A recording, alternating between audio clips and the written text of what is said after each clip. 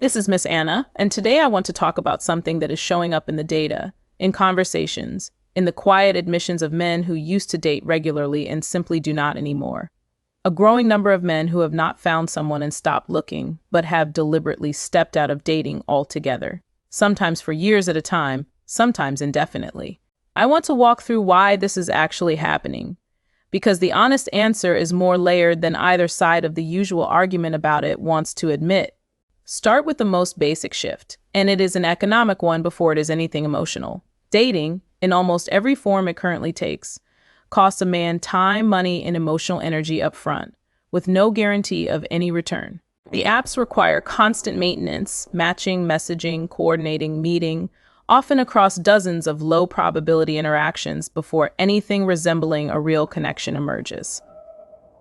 A lot of men, particularly those who have already built a functional, reasonably satisfying life outside of dating, have started running an honest calculation most people rarely say out loud, whether the expected return on that investment is actually worth what it costs, and for a growing number of them, the honest answer has become no. This is not laziness, whatever the easy criticism assumes. It is closer to rational fatigue, the accumulated exhaustion of a process that, for a lot of men, has produced a long string of low-quality outcomes, superficial matches, conversations that go nowhere, dates that reveal within 20 minutes that the connection online did not translate to anything real in person. After enough of that, stepping back does not feel like giving up. It feels like redirecting limited time and energy toward things that reliably produce something worthwhile: friendships, work, hobbies, physical health, rather than continuing to gamble that energy on a process with a demonstrated low hit rate. There is a second, more structural reason, and it involves the modern dating landscape itself rather than any individual man's fatigue. Dating apps, the primary venue for meeting new people for a large share of the population now, are built around an economic model that rewards engagement rather than successful matching, which means the incentives of the platform and the incentives of the user are not actually aligned. A man swiping for months without a meaningful outcome is not necessarily failing at dating. He may simply be interacting with a system that was never optimized to help him succeed quickly, because a quick, successful match does not serve the platform's own business interests nearly as well as prolonged engagement does. Once enough men understand this dynamic clearly, disengaging from the apps entirely starts to look less like defeat and more like refusing to keep feeding a system explicitly built to keep them exactly where they are. There is a third reason, less discussed and considerably more uncomfortable, involving risk. A number of men, particularly younger men watching friends and acquaintances go through difficult breakups, divorces, or disputes, have become considerably more risk-aware about what a bad relationship or a bad breakup can cost them, financially, legally, emotionally, and reputationally. This awareness is not always accurate or proportionate. Fear shaped by a handful of visible extreme cases can distort a person's sense of actual probability. But the fear itself is real, and it is producing genuine caution, an instinct to protect a life that has been built carefully, rather than expose it to a process that, in the worst cases they have watched unfold around them, can unravel a great deal very quickly. There is a fourth reason, and it has to do with a shift in what men are being told they need to become before dating is worth attempting at all. A certain strand of advice, some of it well-intentioned, some of it considerably less so, has convinced a lot of men that they need to reach a specific threshold of income, fitness, status, or self-improvement before they are genuinely competitive in the current dating environment. That belief, whether accurate or not, produces a kind of perpetual preparation. The sense that dating is something to return to eventually, once enough has been built or fixed or optimized first, and eventually can quietly become never, not through any single decision, but through years of treating dating as a reward to be earned rather than an ordinary part of life to simply be living alongside everything else. There is a fifth reason worth naming honestly, and it involves genuine confusion about expectations.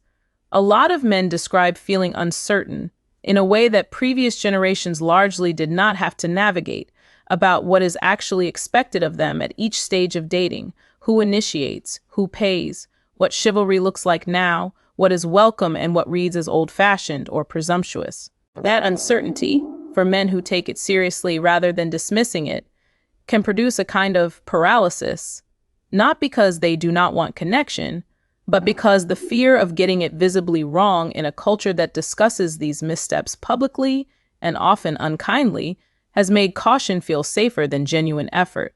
There is a sixth reason worth naming, and it involves a specific isolation many men experience once they leave the environments that used to generate relationships organically. School, university, early career social circles, all of these used to produce a steady, low-pressure stream of potential connections simply as a byproduct of shared daily life. A lot of men, once they move past those environments into more solitary adult routines, work, home, a smaller circle of established friends, find that the organic opportunities for meeting someone new have largely disappeared, replaced almost entirely by the deliberate, effortful process of the apps. Dating stops being something that happens as a natural byproduct of an active life and becomes instead a separate project requiring its own dedicated initiative. And a lot of men, already stretched thin by work and the rest of adult responsibility, simply do not have much energy left over to start and sustain a project of that scale on top of everything else. There is a seventh reason, worth naming honestly even though it complicates the picture rather than simplifying it, involving a shift in how much men feel they are allowed to ask for. Some men who have genuinely tried the current process repeatedly in good faith describe a specific discouragement that comes from feeling like their own preferences and standards are treated as unreasonable the moment they are stated plainly, while the same specificity, when expressed from the other side, is treated as ordinary self-knowledge.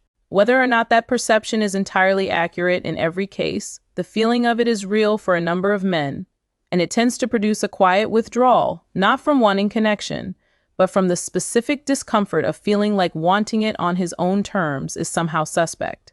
I want to be fair to the other side of this conversation too, because there is a less flattering layer that deserves honesty rather than being excused entirely. Some of the retreat from dating is not really about risk or fatigue or unclear expectations. It is about comfort, and specifically the comfort of low-effort substitutes, pornography, parasocial relationships with online personalities, curated online communities that provide some of the social satisfaction dating used to provide without any of its actual vulnerability or risk. Those substitutes are real, and they are genuinely reducing some men's motivation to pursue the harder, more vulnerable, more rewarding version of connection that an actual relationship offers, and pretending this factor does not exist would be its own kind of dishonesty. What ties all of these threads together, underneath the specific reasons, is a broader shift in how a growing number of men are evaluating their own lives.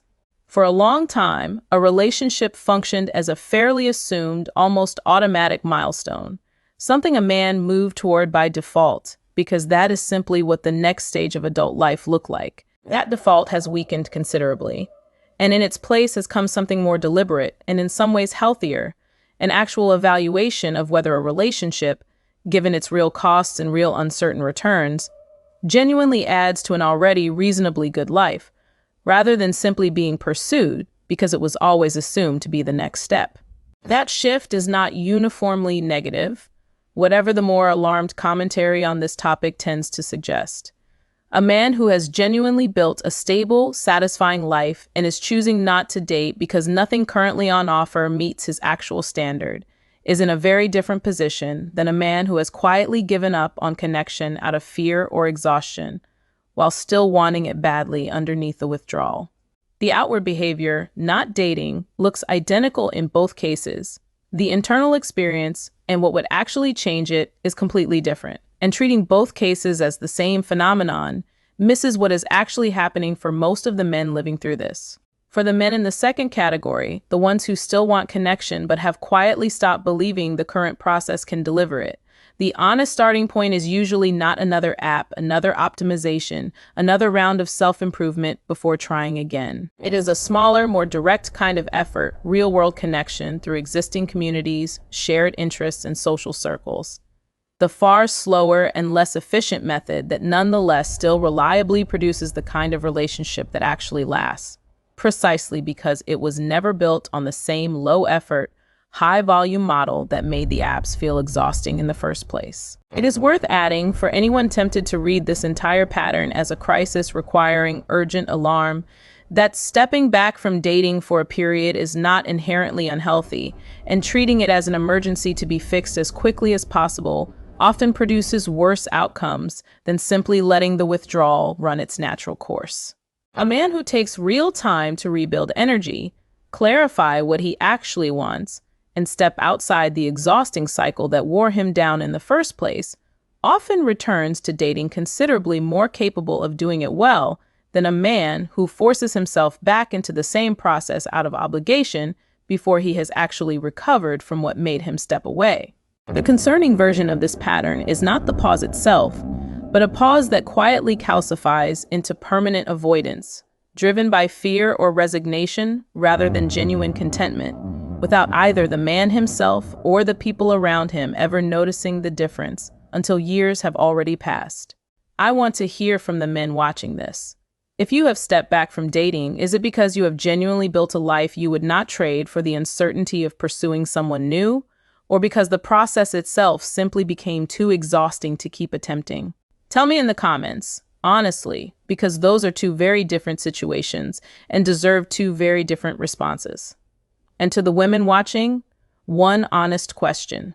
If the men you know have stopped dating, have you asked them directly why? Or have you assumed you already knew the answer? Sit with that before you answer it. This is Miss Anna, and I will be back with more of what nobody else will say. Subscribe if you are ready to keep hearing it.